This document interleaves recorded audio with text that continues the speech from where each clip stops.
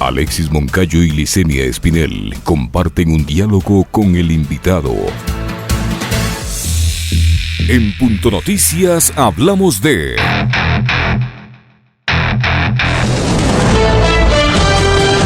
El presidente de la Cámara de Comercio de Quito, Patricio Alarcón, dijo que la denuncia impuesta por el Instituto Nacional de Estadísticas y Censos, INEC, por presunto delito de difusión de información restringida, fue para amedrentar su crítica sobre el manejo económico del gobierno.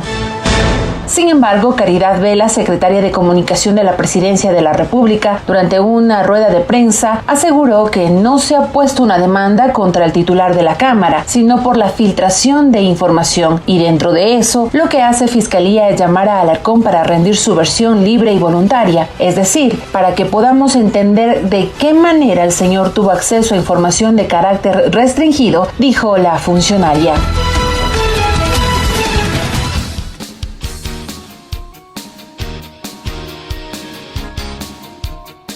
8 de la mañana con 19 minutos, 8:19 minutos. Saludamos con don Patricio Alarcón, presidente de la Cámara de Comercio de Quito. Patricio, ¿cómo está? Buenos días. Bienvenido a Punto Noticias a través de Pichincha Universal. Le saludamos y le acompañamos Alexis Moncayo y quien le habla, Licenia Espinel. ¿Cómo está la situación de esta denuncia en su contra por la difusión de la encuesta de empleo pasada?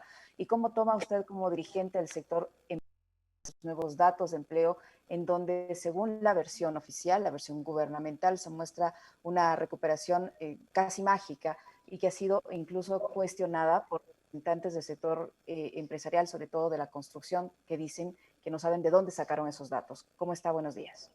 Buenos días, Licenia. Buenos días, Alexis. Un cordial saludo a la audiencia de Pichincha Universal. Mira, en primer lugar, yo ya rendí mi versión en la Fiscalía. Me notificaron la primera semana de septiembre, la denuncia se hizo la última semana de agosto, el 31 de agosto. La segunda notificación la recibí el 7 de septiembre, tuve que acudir a Fiscalía la tercera semana de septiembre.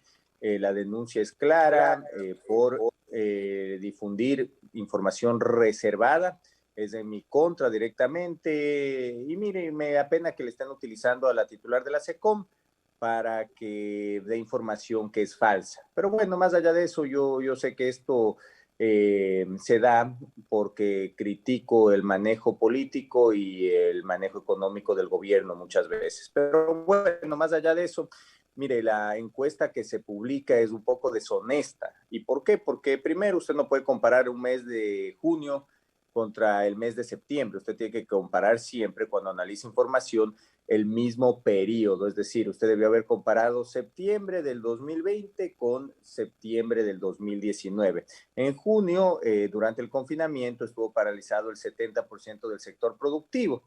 Es una encuesta que refleja poco la realidad del país. Usted no puede comparar tampoco, y no es adecuado comparar una encuesta telefónica con una encuesta presencial. Además, la cantidad de encuestados varió en ciudades representativas como Quito, donde existe el 50% de la afectación. Más allá de eso, una encuesta que le dice a usted que el nivel de desempleo está al 6,6%, es una encuesta mentirosa, porque mire, ¿cuál es la realidad de este país? 3 de cada 10 ecuatorianos tienen un trabajo formal. Esa es la realidad. 5 millones de ecuatorianos no tienen, dentro de la población económicamente activa, no cuentan con un trabajo formal. 522,000 ecuatorianos simplemente no tienen un trabajo formal o informal. El 67% de la población económicamente activa no cuenta con un trabajo formal. Se han desafiliado alrededor de 400,000 personas en lo que va del 2020 del Instituto Ecuatoriano de Seguridad Social. Entonces, lamentable que le estén usando al INEC como un brazo político, y mire, un brazo político del gobierno. Y es lamentable porque le hacen perder más credibilidad al presidente, le hacen perder credibilidad al Instituto Nacional de Estadísticas y Censo, y no lo están utilizando de mejor manera, que es transparentar la información para tomar decisiones de política pública, que es lo que hacen otros países. De inmediato publican la información. Mire lo que pasó con la encuesta anterior, y le voy a dar un ejemplo. La encuesta anterior, la encuesta telefónica que se realizó durante mayo y junio, llegó a 16,000 hogares. Yo publiqué las cifras del 7 de agosto porque el gobierno no lo había hecho y seguramente querían ocultar información. Entonces, mire, esa es la situación. Nunca antes usted grave parecida, señor Alarcón, nunca antes usted había enfrentado una denuncia de ese tipo por difundir una información que al día siguiente se conoció por todos los ecuatorianos. No, mire, yo estoy enfrentando una denuncia básicamente porque publiqué la información y porque seguramente tiene alguien algo en mi contra, pero no había enfrentado algo así. Alexis. Sí, decía yo que es sumamente grave la conclusión que hacía la respuesta anterior, Patricio Alarcón, a quien le doy el buenos días también, le saludo de entrada, sobre que están tratando de ocultar información. Y esto, digamos, es una conclusión a la que no solo llega Patricio, sino que otros analistas, y es preocupante porque son temas delicados que se utilizan no solo en materia de investigación sociológica y demás, sino porque se necesita saber con certeza cuáles han sido los efectos, los resultados, lo que ha provocado la crisis sanitaria y la crisis económica en nuestro país. Ahora, tomaba como punto de partida también, Patricio, los datos que sí son oficiales, que no tienen que ver con una encuesta telefónica, que son los del IES, ¿no? La situación del IES, ¿cuál es en este momento, tomando en cuenta la cantidad de ciudadanos, de trabajadores que han sido despedidos y que por efecto de ese despido es necesario aportar al IES? Doctor, ¿cuál es la condición actual de la seguridad social? ¿Qué preocupaciones deberíamos tener los afiliados sobre la situación por la que atraviesa el IES por efecto de esta condición del número de desafiliados que hoy existen? Mire, sí, lo que usted dice es cierto, el IES se ve afectado por las desafiliaciones. En este año vamos alrededor de 400,000 desafiliaciones. ¿Qué es lo que implica esto? Que existen menos recursos para pagar pensiones, existen menos recursos para mantener las clínicas y el sistema de salud. Entonces, menos afiliados, menos recursos, más dependencia del 40% del aporte del Estado de las pensiones. Entonces, esto implica que del portafolio del IES, porque el IES cuenta con activos, entonces del portafolio del IES, del dinero que tiene el IES, va a tener que sacar el instituto para pagar pensiones. ¿Y eso qué implica? Que se destruye valor, se destruyen ahorros de los trabajadores, de los jubilados, de quien tiene dinero y de quien ha hecho aportes al IES. Y todos los ecuatorianos aportan, los que tienen un trabajo formal, aportan el 20,5% de su salario, que se va a un hueco, que lamentablemente se va al gasto de esta institución y no se va al ahorro ni a mejorar la economía del país como sucede en otras partes del mundo.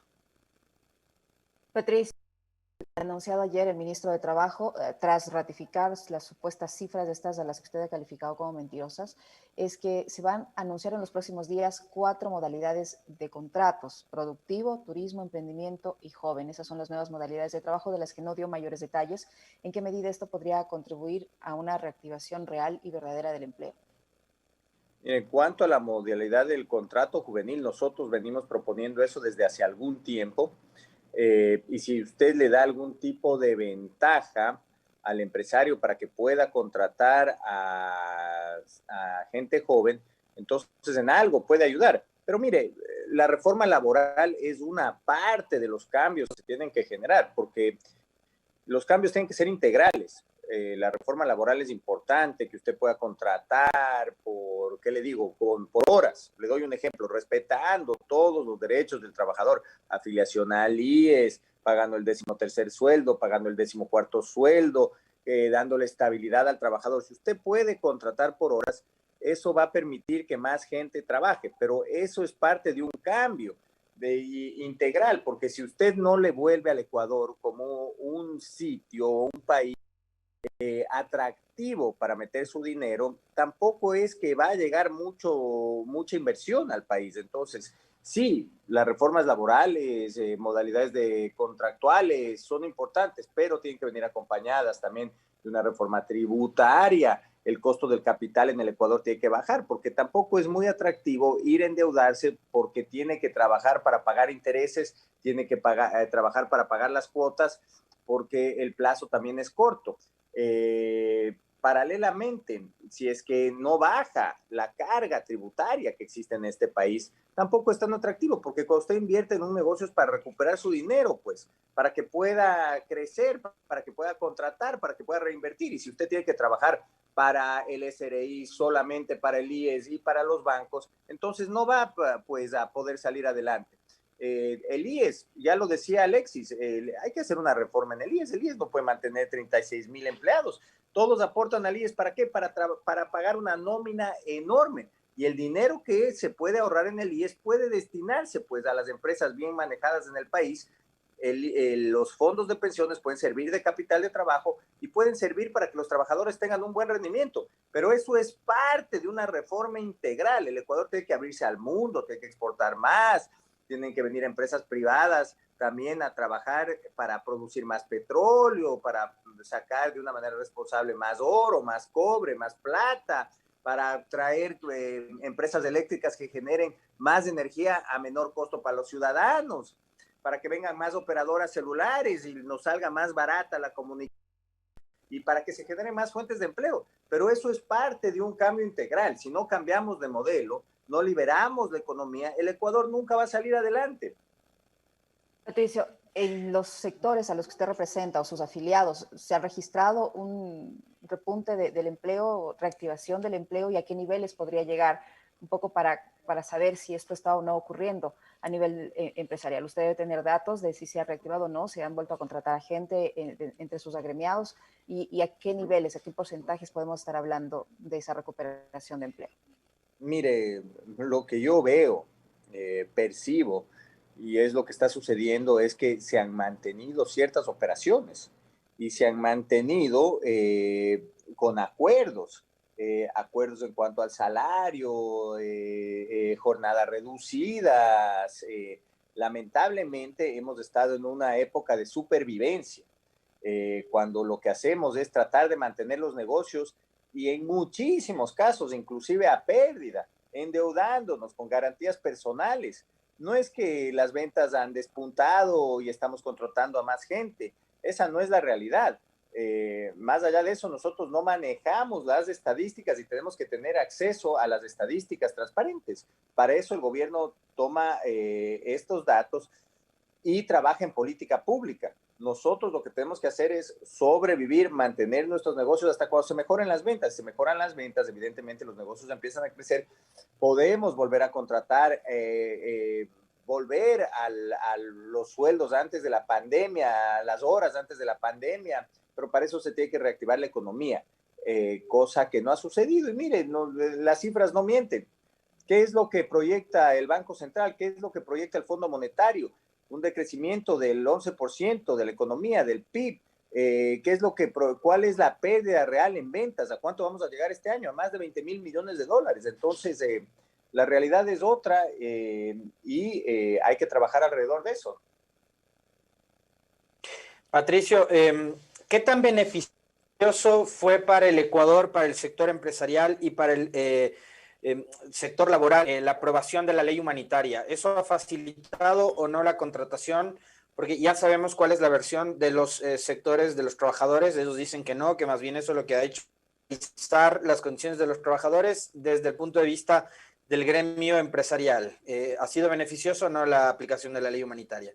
Alexis, creo que en el sentido de los acuerdos laborales, el beneficio que dio la ley humanitaria fue bueno. ¿Y por qué? Porque permitió que lleguemos a acuerdos de jornadas parciales, permitió que podamos llegar a acuerdos para contratar por proyecto, por obra, y eso es algo positivo, porque caso contrario, muchas empresas, y mire, yo soy crítico, pero cuando hay que admitir que algo es positivo, porque si no, muchas empresas hubiesen tenido que cerrar sus operaciones al no poder mantener una estructura laboral con las condiciones anteriores. Entonces, en ese sentido fue positivo, es temporal. El Ecuador requiere de reformas estructurales, no de reformas temporales.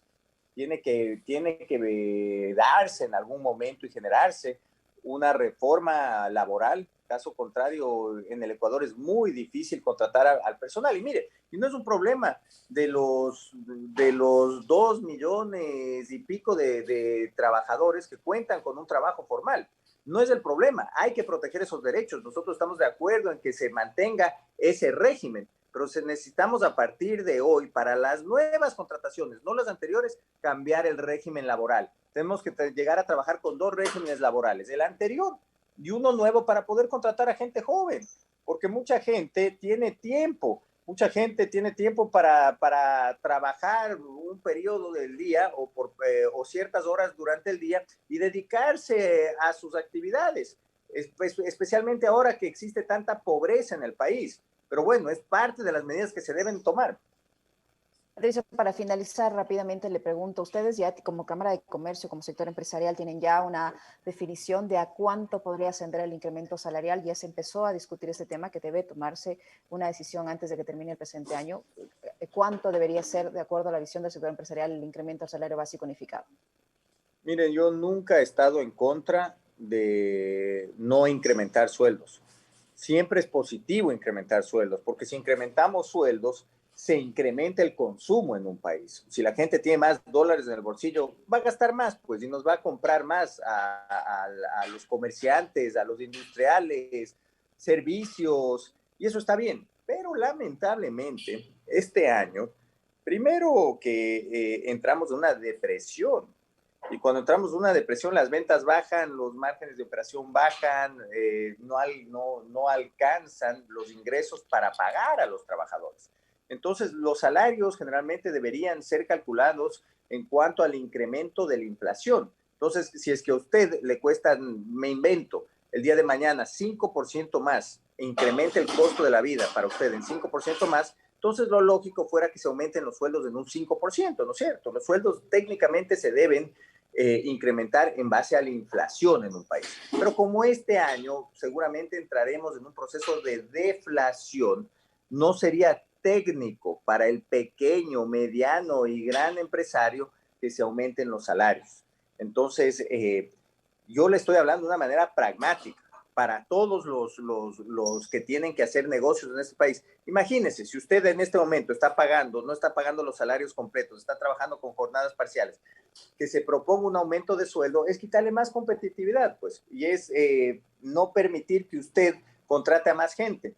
Entonces, en este año, de lo que yo estoy viendo, estamos en el mes de octubre, no sería prudente este año puntualmente incrementar los salarios. Muchísimas gracias a Patricio Alarcón, presidente de la Cámara de Comercio de Quito, que nos ha acompañado en nuestra segunda parte del segmento de entrevistas. Punto Noticias, conectando a la gente.